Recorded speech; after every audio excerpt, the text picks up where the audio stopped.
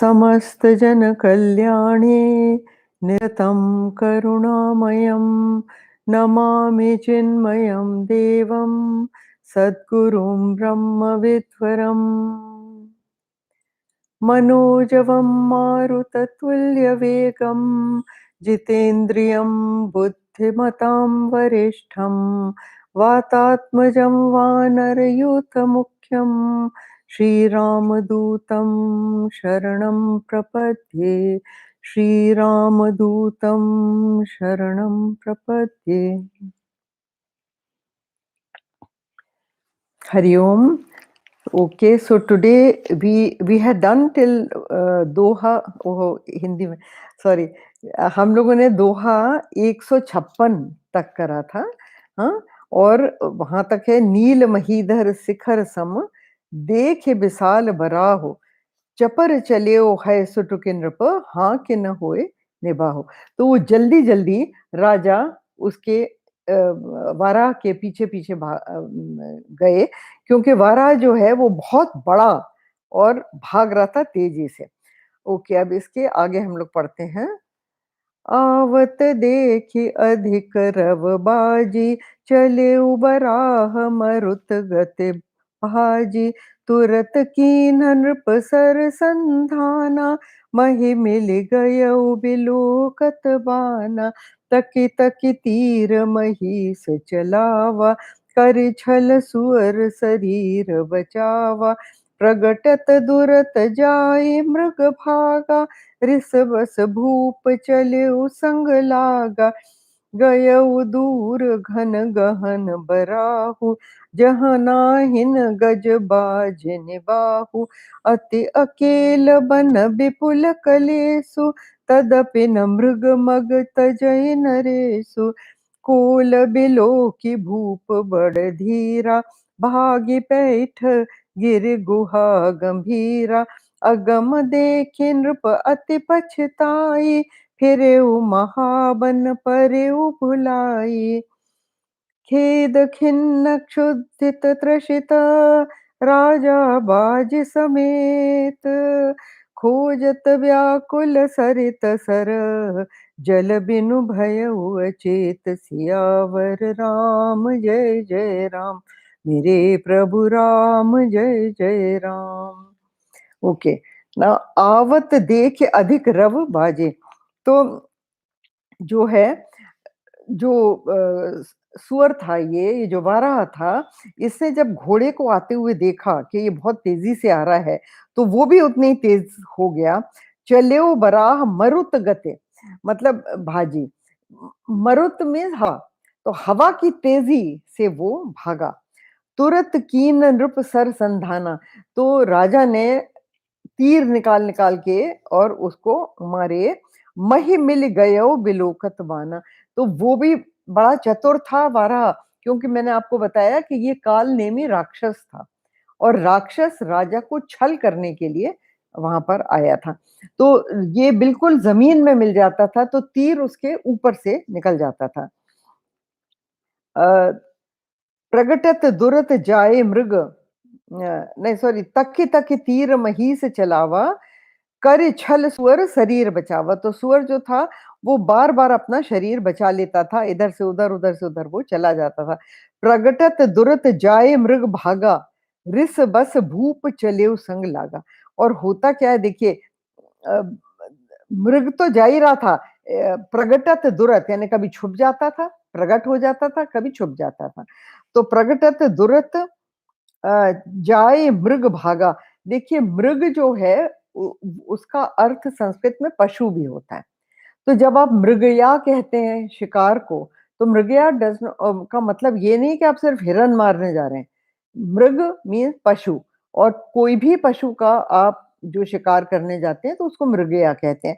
यहाँ पर भी है, देखिए प्रगटत दुरत जाए मृग भागा, मतलब वो जो पशु है वो इधर उधर भाग रहा था। रिस बस भूप चलेऊ संग लागा। देखिए होता क्या है कि विचार शक्ति काम नहीं करती जब आपको क्रोध आता है। यहाँ राजा को क्रोध आ गया, रिस मतलब क्रोध। तो जब राजा को क्रोध आ जाता है, तो वो उसकी विचार शक्ति नहीं काम कर रही, वो तो भागे ही जा रहा है उसके पीछे। और कोई हो तो वो सोचे चलो छोड़ो, कि कोई दूसरे का शिकार कर लेंगे, इसके पीछे क्यों जा रहे हैं। लेकिन उसको भी ना जैसे कि ना वो हो गया कि नहीं मुझे तो करना ही है ये। तो रिस बस भूप चलेउ संग लागा, वो राजा भी उसके पीछे-पीछे। ना गएउ दूर घन गहन बराहु, तो गहरे जंगल में, बहुत घने जंगल में वो वाराह पहुँच गया। जह नाहिन गज बाज निबाहु, जहाँ ना हाथी जा सकता था, ना घोड़ा जा सकता था। इतने घने जंगल में जहाँ उनका निबाह नहीं, मतलब उनका रास्ता नहीं हो सकता था, वो चल नहीं सकते थे वहाँ पर। तो गज नाहिन जह नाहिन गज बाज निबाहु, अति अकेल बन विपुल कलेसु, तदपिन मृग मग तजय नरेसु। तो वो बिल्कुल अकेला था, राजा जो था वो बिल्कुल अकेला था। और वन विपुल कलेशु, विपुल मतलब बहुत ज्यादा, बहुत अधिक। तो बहुत अधिक उसको क्लेश भी हो रहा था। जंगल में देखिए झाड़ियां होती हैं, कांटे होते हैं, पत्थर होते हैं, रास्ता घना होता है, तो कभी आपका पैर पैर में कांटा चुभता है, कभी आपका बदन छिलता है, कभी कुछ होता है। वो जंगल के रास्ते ऐसे ही होते हैं। तो वहां उसको क्लेश भी हो रहा था। और न पानी है, न कुछ है, न उसके संग साथी कोई है। तो अति अकेल मतलब बिल्कुल अकेला। बन विपुल कलेसु, तदपिन मृग मग तजय नरेशु। तो वो जो राजा है फिर भी उसका राजा पीछा नहीं छोड़ रहा, उसके ही रास्ते में वो चलता जा रहा है। अब देखिए जब आप जंगल में इस तरह चलते जाते हैं तो जरूरी है कि आप रास्ता भूल जाते हैं। उसमें निहित है कि आप रास्ता भूल जाते हैं, क्योंकि जंगल में कोई ऐसी चीज नहीं होती जिसको देख के आपको रास्ता याद हो जाए। कोल बिलो के भूप बड़ धीरा, और कोल मतलब वाराह। तो वाराह ने ये देखा कि राजा तो बड़ा धीर है, बड़ा करेजियस है, और बहुत ही धैर्य के साथ उसका पीछा कर रहा है। भाग्य पैठ गिर गुहा गंभीरा, तो उसने सोचा ये तो मुझे मार लेगा। तो उसने क्या करा कि एक गुफा थी, बहुत गहरी गुफा, अंदर तक बहुत थी, उसके अंदर वो घुस गया। अब देखिए उसके अंदर न राजा जा सकता है, न राजा का घोड़ा जा सकता है। हाँ, तो राजा को अब हार माननी पड़ेगी। गंभीरा अगम देख नृप अति पछताई, अगम मीन्स जो जहां पहुंचना मुश्किल हो उसको कहते हैं अगम। तो अगम देख नृप अति पछताई, फिरेउ महाबन परेउ भुलाई। तो वो पलट के उस बड़े घने जंगल में चले तो सही, लेकिन वो रास्ता भूल गए। देखिए परेउ भुलाई, अब उसको ये नहीं मालूम कि मैं कहाँ जाऊं। अच्छा, खेद खिन्न क्षुधित तृषित, क्षुद खेद, दुख हो रहा था उसको कि मेरा शिकार तो भाग गया, अब मैं क्या करूं। खिन्न, खिन्न इज इरिटेबल, जब आप इरिटेबल होते हैं चिड़चिड़े, तो खिन्न भी हो रहा था। और क्षुधित, भूखा भी था। तृषित, प्यासा भी था। हम्म।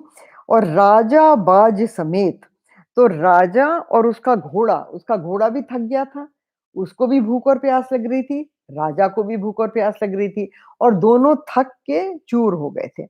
खोजत व्याकुल सरित सर, तो वो सरित और सर दोनों खोज रहा था। सरित में सरिता, सरिता तो जानते हैं ना आप, स्ट्रीम, स्ट्रीम। तो और सर, सर मीन्स तालाब। तो दोनों को वो खोजता हुआ जा रहा था। जल बिनु भयउ अचेत, अचेत का वैसे तो अर्थ होता है बेहोश हो जाना, लेकिन यहाँ पे अचेत का अर्थ है कि आप असावधान हो जाते हैं जब नो एनर्जी, नो एनर्जी मतलब बिल्कुल आप में से शक्ति खत्म हो जाती है, आपकी ऊर्जा खत्म हो जाती है। तो आप बिल्कुल, आपकी सोच बुद्धि भी ठीक से चलती नहीं, उसको कहते हैं कंफ्यूजन माइंड में हो जाता है। तो दैट इज कॉल्ड अचेत। आगे चलते हैं।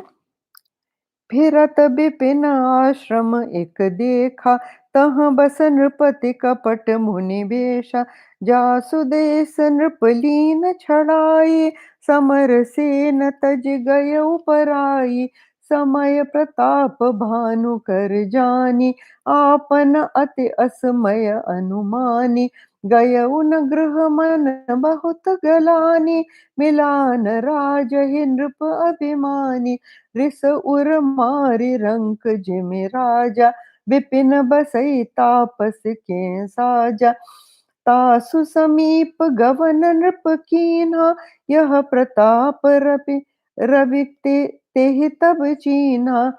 राउ त्रसित नहीं सो पहिचाना, देखे सुबेश महामुनि जाना। उतरि तुरग ते कीन्ह प्रणामा, परम चतुर न कहे निज नामा। भूपति त्रसित बिलोकित ही, सरबरु दीन्ह दिखाए। मज्जन पान समेत हय, कीन्ह नृपति हर्षाय। सियावर राम जय जय राम, मेरे प्रभु राम जय जय राम। अच्छा, अभी क्या है? फिरत विपिन आश्रम एक देखा। तो वो जंगल में, विपिन इज जंगल, तो वो जंगल में घूमते हुए उन्होंने आश्रम देखा। देखिए, विपिन जो है, ये कई लोग नाम भी रखते हैं, तो आप लोग सोचेंगे कि विपिन नाम क्यों रखते हैं, ये तो जंगल होता है। जंगल जो है वो बहुत ही पवित्र स्थान माना जाता है। और विपिन जो है वो जब से कृष्ण जी वहां जंगल में रासलीला करा करते थे, वो भी तो जंगल में ही रासलीला करते थे, उनको विपिन बिहारी कहते हैं। विपिन बिहारी का मतलब जो जंगल में विहार करते हैं, जंगल में खेलते हैं। तो जहां कृष्ण जी खेलते हैं या जहां कृष्ण जी रास करते हैं, वो विपिन भी बहुत पवित्र माना जाता है, इसलिए लोग नाम रखते हैं विपिन। नाउ इधर देखिए, फिरत विपिन आश्रम एक देखा, तहाँ बस नृपति कपट मुनि वेशा। तो वहां पर एक राजा रहता था। हाँ, नृपति मतलब राजा। वहां पर राजा रहता था, कपट से मतलब नकली वेश बना के, किसका? मुनि का। अब देखिए, आजकल भी हमारे यहाँ ऐसा बहुत होता है कि नकली वेश मुनि का बना के लोग घूमते हैं, और वो सबसे अधिक दूसरों को दूसरों के साथ झूठ फरेब कर सकते हैं। यूं, क्योंकि वो मुनि का वेश बनाए हैं, तो लोगों को शक नहीं होता उनके ऊपर। तो वो सबसे अच्छा फैंसी ड्रेस होता है लोगों को ठगने के लिए। तो यहाँ पे भी देखिए, ये राजा ने भी यही करा है कि तह बस नृपति कपट मुनि वेशा।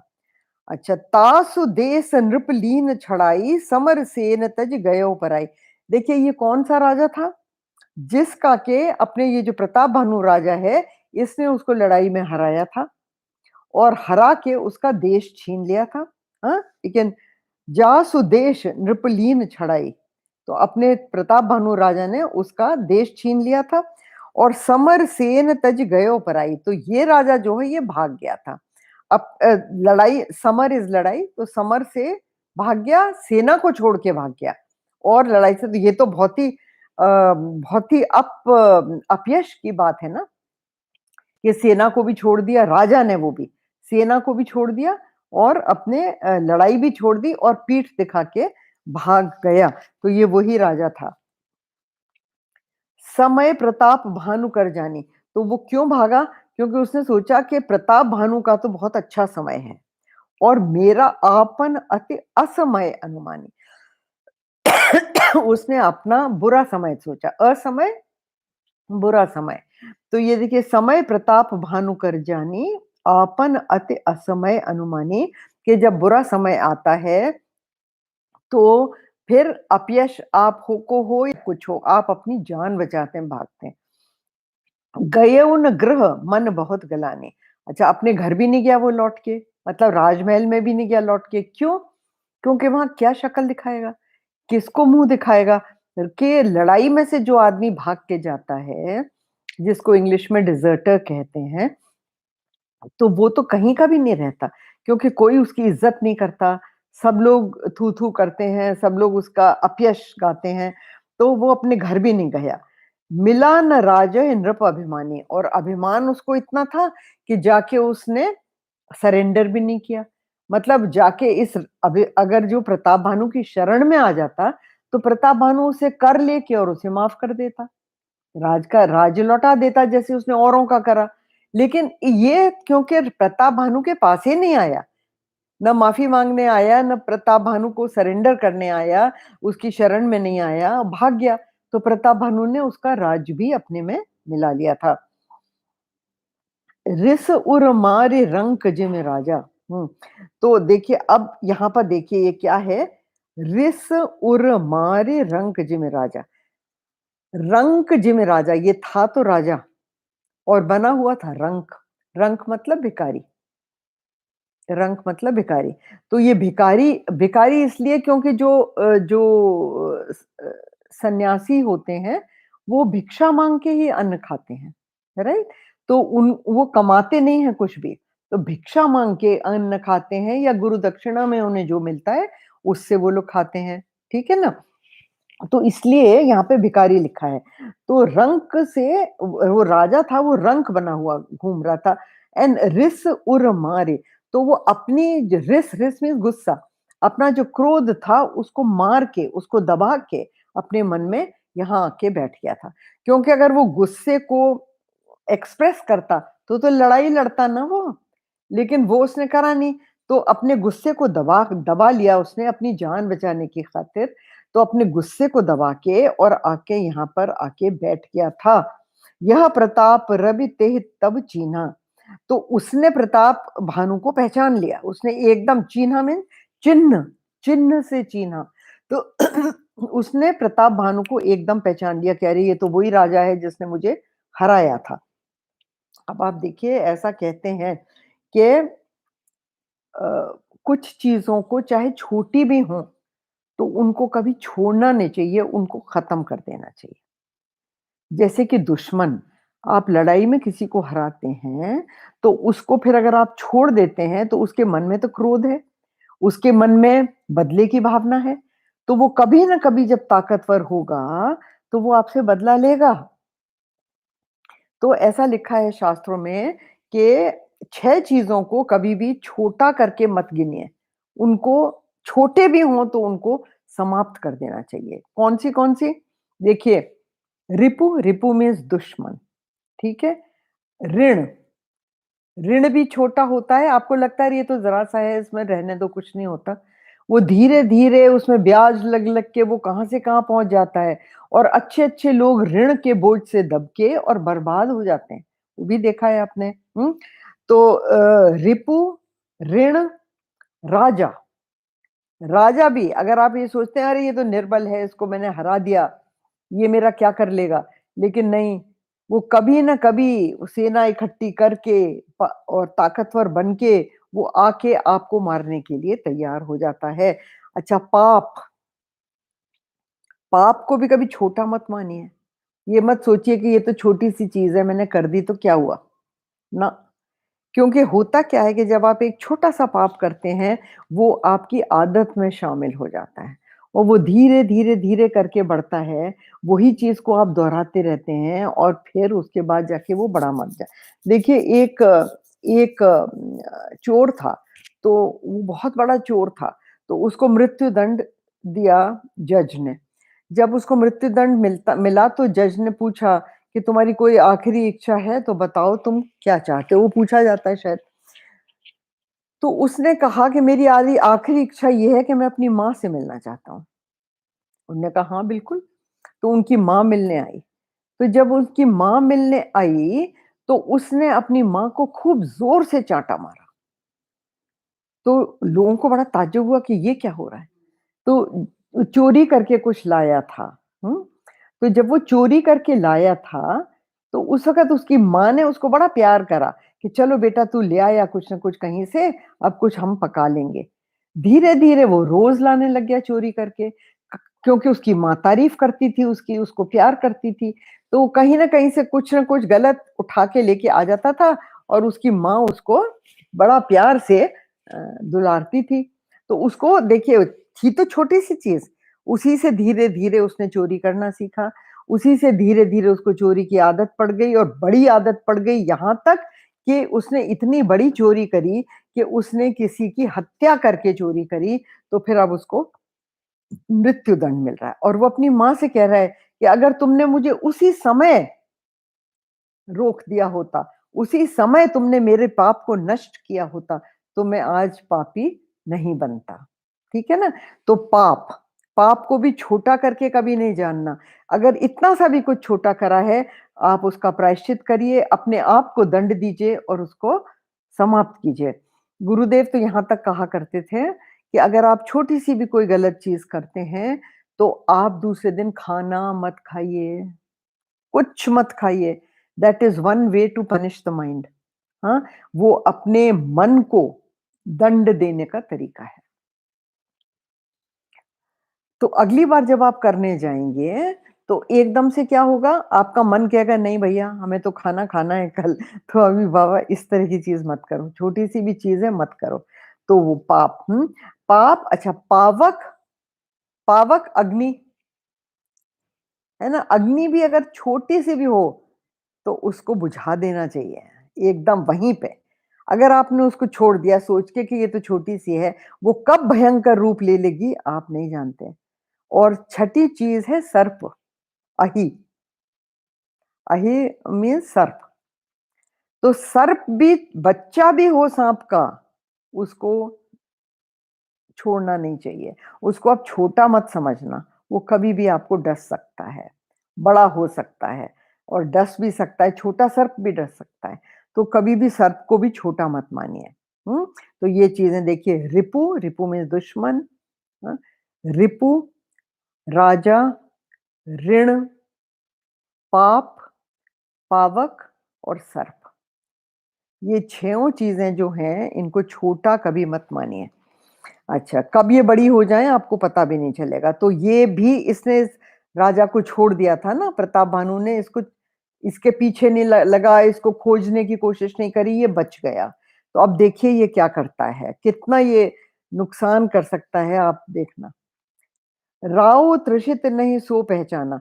अच्छा राजा जो था उसने ये प्रताप भानु जो था इसने नहीं पहचाना उसको, हाँ? क्योंकि वो बहुत ही तृषित था, बहुत ही प्यासा था। देख सुबेश महामुनि जाना और उसने उसका वेश बस देखा कि ये तो सन्यासी है, जंगल में रहता है, अपनी तपस्या के लिए बैठा है और महामुनि उसने उसको समझा।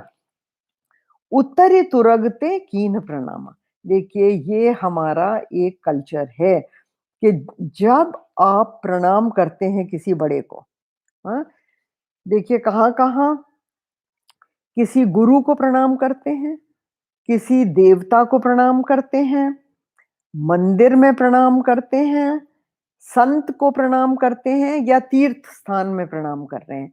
इन सब जगहों में आपको वाहन और शस्त्र छोड़ के प्रणाम करना चाहिए। मतलब ये नहीं कि गाड़ी में बैठे हैं, गाड़ी में बैठे-बैठे प्रणाम कर लिया।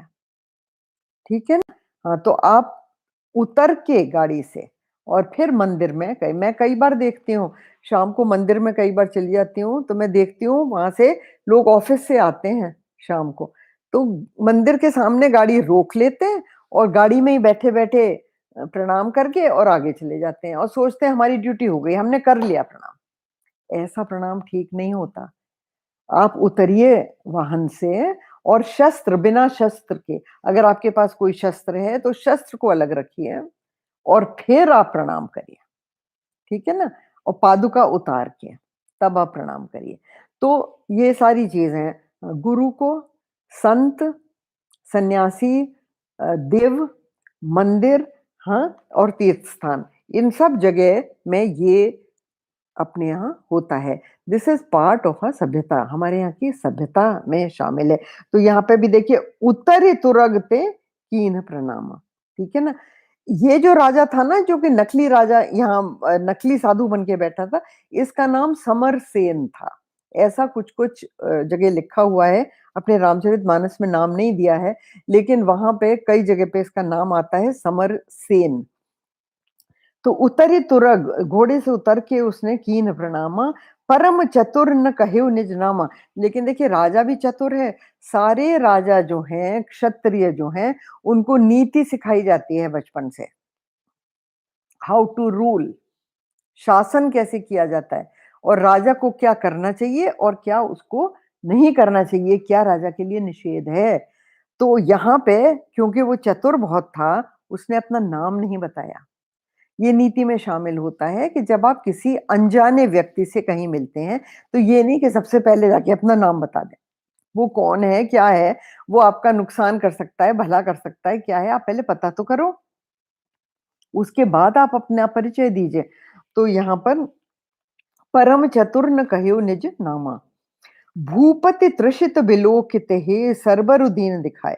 अच्छा, तो वो जो था, जो नकली राजा था, उसने उसको प्यासा देखा, भूपति राजा को प्यासा देखा, तो उसने उसको एक सरोवर, सरोवर मीन्स तालाब, दिखा दिया, और मज्जन पान समेत हय, अपने घोड़े के साथ उसने वो नहाया, उसने जलपान किया, और वो नृपति जो है वो बड़ा सुखी हो गया। हर्षाय मीन्स सुखी हो गया, उसको तसल्ली हुई।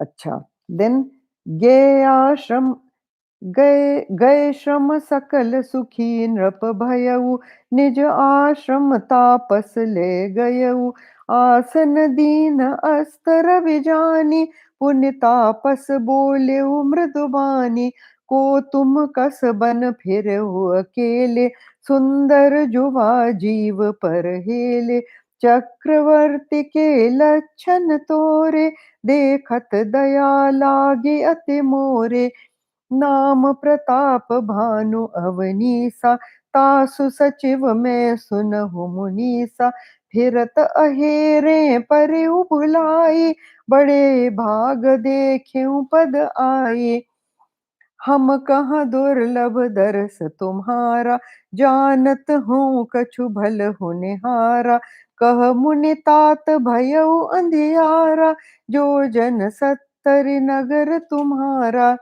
निसा घोर गंभीर बना, पंथन सुनहु सुजान, बसहु आजु अस जान तुम, जाए होत बिहान, सियापति राम जय जय राम, मेरे प्रभु राम जय जय राम।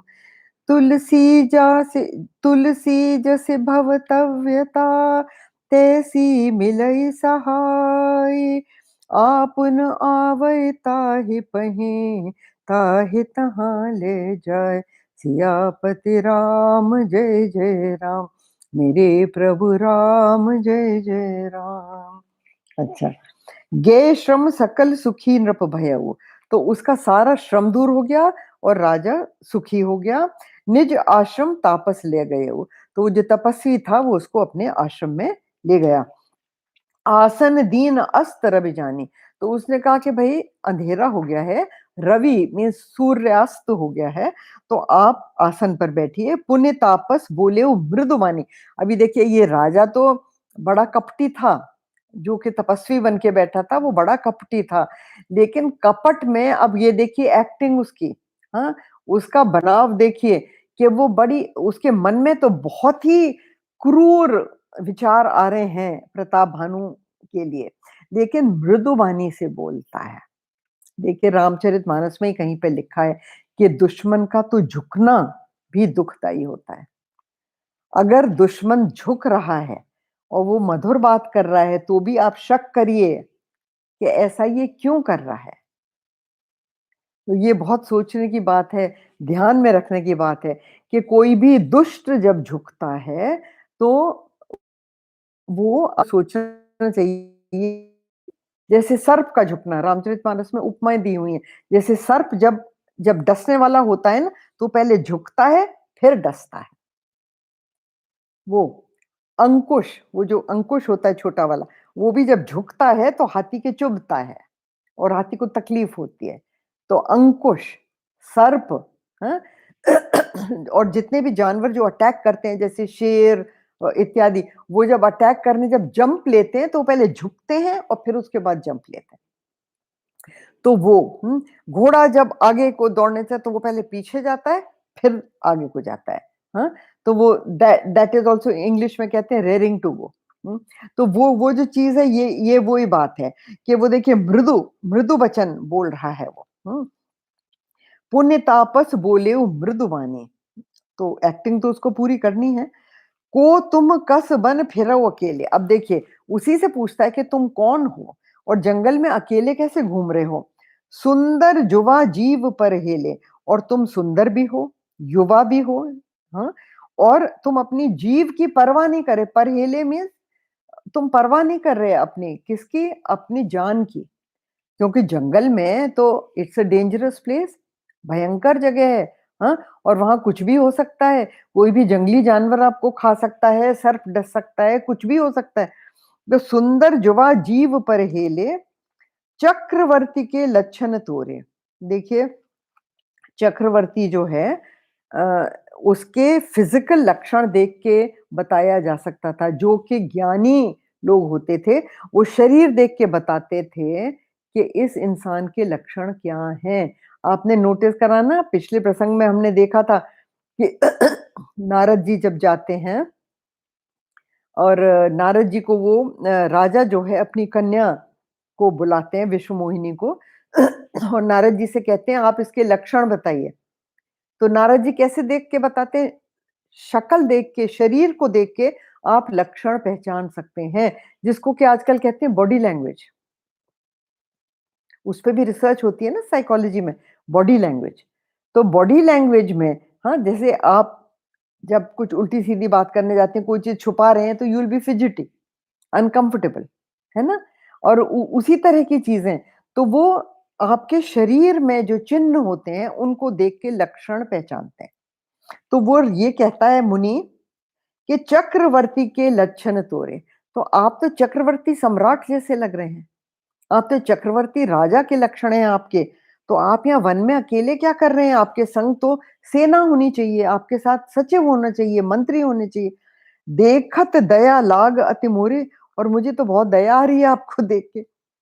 तब राजा क्या कहता है? जो प्रताप भानु राजा क्या कहता है? नाम प्रताप भानु अवनीशा, तासु सचिव मैं सुनाऊं मुनीषा। राजा भी बहुत चतुर है। वो ये नहीं कहता कि मैं ही प्रताप भानु राजा हूं, कहता है कि प्रताप भानु एक राजा हैं, उनका मैं सचिव हूं। He doesn't give his identity even here. कहता है कि मैं उनका सचिव हूँ। फिरत अहेरे परउ भुलाई। अच्छा, और क्यों वो कहता है सचिव? Because that was safe. ऐसा कहते हैं शास्त्रों में कि सचिव और राजा के बाहरी लक्षण एक ही होते हैं। क्योंकि सचिव भी जो होता है वो बहुत ही ताकतवर होता है। सचिव बहुत बलवान होता है। सचिव जो हुक्म देता है कहीं भी, सचिव जो आज्ञा देता है, तो वो राजा की ही आज्ञा मानी जाती है। हर कोई उसको राजा की आज्ञा मान के करता है।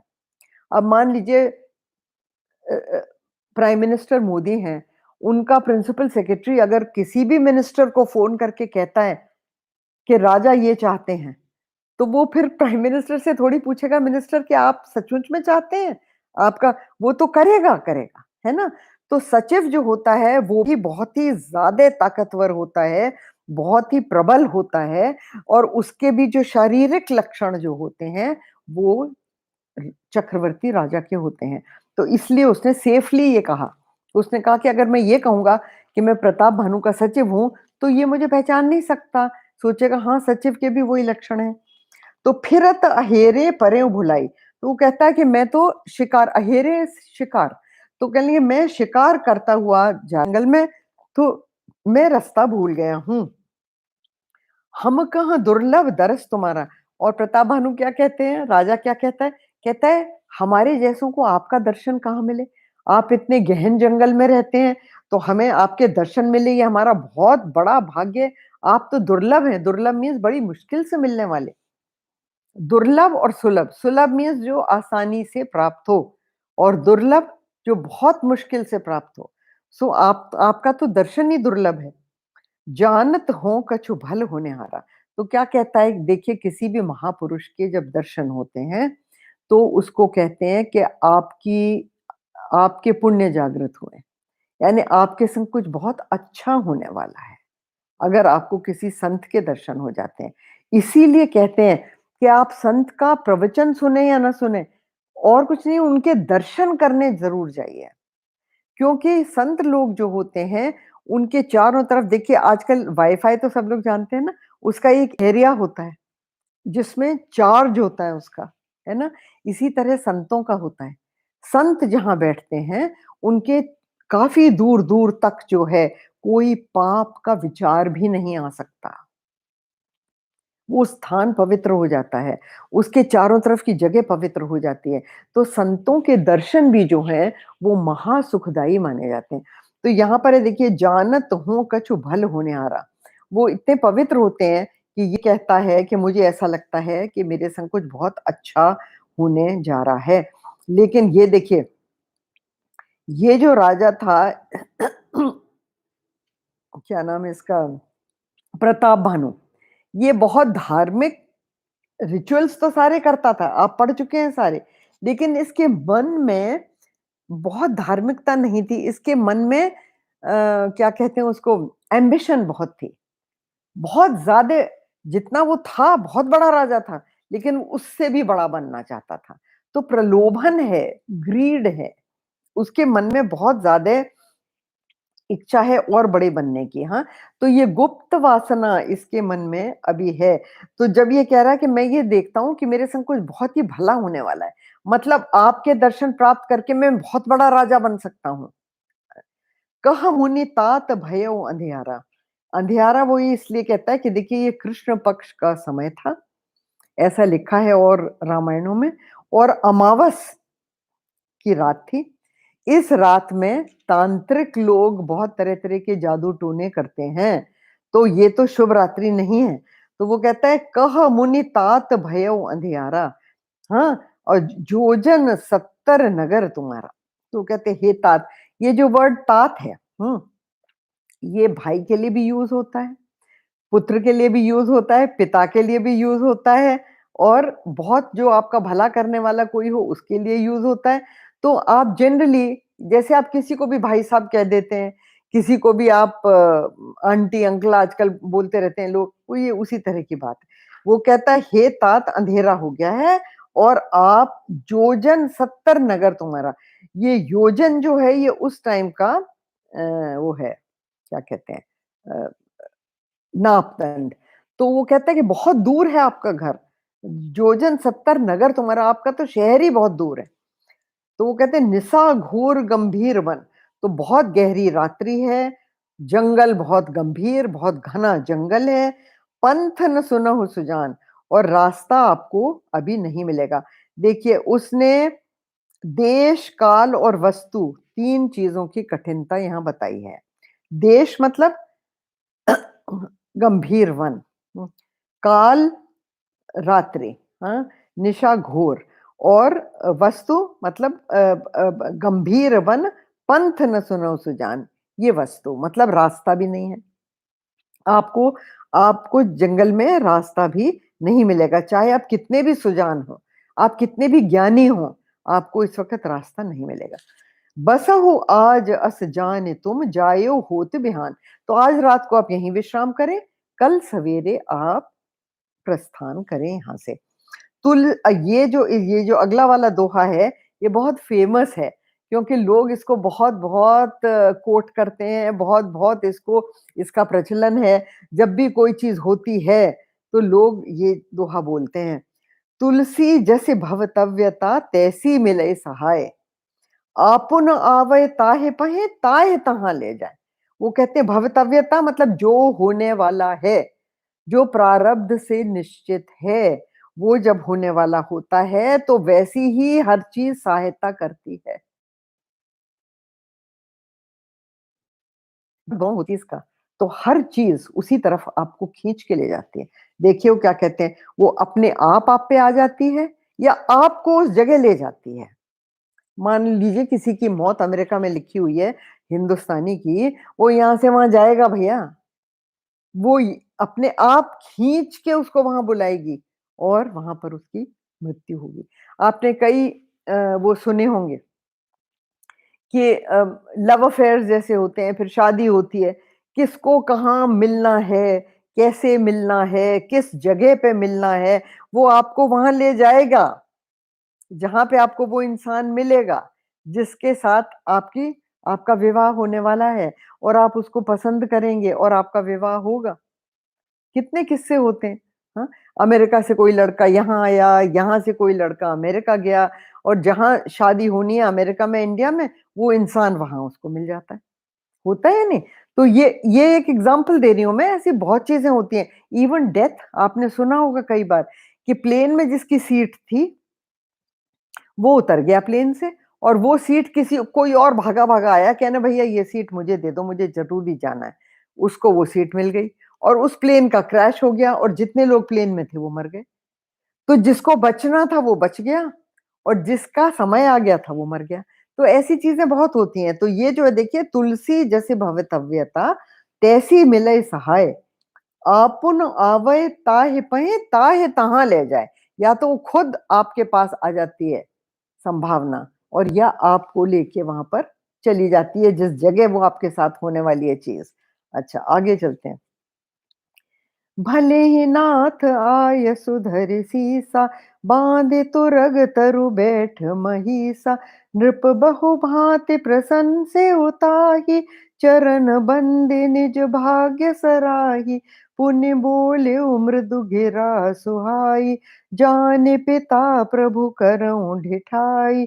मोहि मुनीस सुत सेवक जानि, नाथ नाम निज कहु बखानी। तेहि न जान नृप नृपहि सुजाना, भूप सुहृद सो कपट सयाना। बैरी पुण्य छत्री पुण्य राजा, छल बल कीन चहै निज काजा। समुझ राज सुख दुखित अराति, अवा अनल इव सुल गए छाति। सरल बचन नृप के सुनि काना, बयर सम्हारि हृदय हर्षाना। कपट बोरि बानी मृदुला, बोले जुगत समेत। नाम हमार भिखारी अब, निर्धन रहित निकेत। सियापति राम जय जय राम, मेरे प्रभु राम जय जय राम। भले ही नाथ आये सुधर सीसा। तो वो प्रताप भानु राजा कहता है, आपने बिल्कुल ठीक कहा, बहुत अच्छा कहा, और आपकी आज्ञा है, मैं सिर धर के लेता हूँ, मैं आज रात को यहीं रहूंगा। तो उसने क्या किया, बांध तुरग तरु बैठ महिषा। तो अपने घोड़े को एक पेड़ से उसने बांध दिया और वो वहां पर बैठ गया, राजा बैठ गया। नृप बहु भांति प्रसन्न से उताही। और राजा जो था, वो जो कपटी राजा था, उसने भी उसकी बहुत वंदना करी। चरण बंद निज भाग्य सर, नहीं सॉरी, प्रताप भानु राजा ने कई तरह से मुनि की प्रशंसा की कि आपने मुझको आज रात का यहाँ रहने का बंदोबस्त करा है। चरण बंद निज भाग्य सराय, और अपना भाग्य सराहा कि मुझे आप मिल गए इस जंगल में, नहीं तो मैं कहाँ जाता, मैं भूखा प्यासा रात को भटकता रहता और मेरे संग पता नहीं क्या होता। तो उसने अपना भाग्य सराहा कि मुझे आप जैसे सन्यासी मिल गए। पुण्य बोलेओ मृद गिरा सुहाई। फिर सुंदर वाणी से क्या कहा, मृदु वाणी से क्या कहा, नम्र वाणी से क्या कहा, जाने पिता प्रभु करऊं ढिठाई। तो देखो कितनी विनम्रता से ये राजा इस मुनि से बोल रहा है। ये दिखाता है कि जब भी आप किसी सन्यासी, किसी संत से बात करते हैं तो हमेशा विनम्रता से बात करिए। आपका अधिकार नहीं है उनसे बात करने का। हाँ, तो जाने पिता प्रभु करे ढिठाई, मैं ढिठाई कर रहा हूँ कि आपको पिता जान के मैं बच्चे की तरह आपसे कुछ पूछ रहा हूँ। मोहे मुनीस सुत सेवक जाने, आप मुझे अपना बेटा जानिए। हे मुनीश, आप मुझे बेटा जानिए, सेवक जानिए। मुनीश मीन्स मुनियों में श्रेष्ठ, मुनियों में ईश्वर, मुनियों का राजा, उसको कहते हैं मुनीश। ये भी नाम रखते हैं लोग। तो मोहे मुनीश सुत सेवक जानी, नाथ नाम निज कहो बखानी। और हे नाथ, वो कहते हैं आप अपना नाम बताएं मुझको। देखिए ये राजा है तो ये बहुत ज्ञानी है, नीति कुशल है, तो वो भी इससे पूछता है कि आप मुझे अपना नाम बताइए और बखान करके बताइए, मतलब डिटेल में विस्तार से बताइए। तेहि न जान नृप नृपहि सो जाना। अब ये तो उसको नहीं जानता राजा को, और वो राजा इसको जानता है। तो भूप सुहृद सो कपट सयाना। और जो ये तो राजा सुहृद है और वो कपटी है और कुशल है। दो राजा मिल रहे हैं, एक तो सुहृदता से मिल रहा है, सरल भाव से मिल रहा है क्योंकि वो सोचता है ये सन्यासी है, और दूसरा जो है वो कपटी है, और बड़ा कुशल है।